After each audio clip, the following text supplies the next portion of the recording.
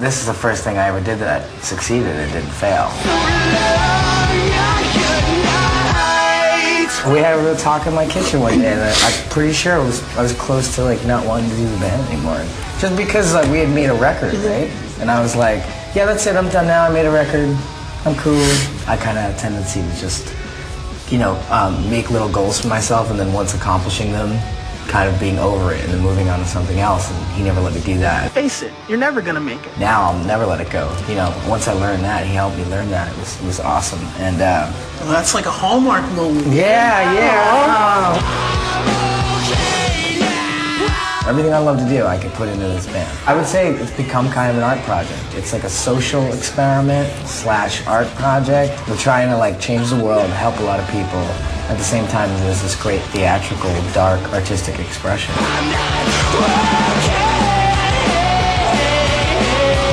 I've been sober like 8 months, so it makes it a lot harder to be around people that are drunk and think they know more than you.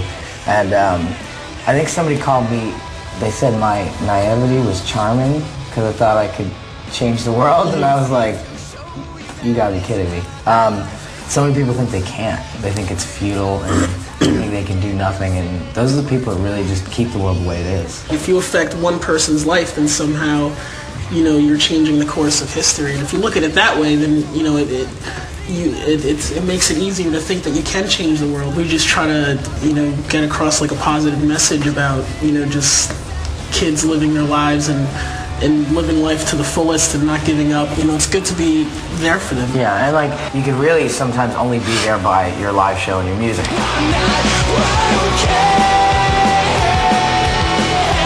Gerard, you mentioned being sober, and I heard that you don't drink. Why? And what about the other guys in the band? First, I'll say that my band was extremely supportive in the decision, and they backed me, and they helped me through it. And without them, it's kind of like the band as an entity saved my life a second time, because in the beginning it saved my life through a really hard depression.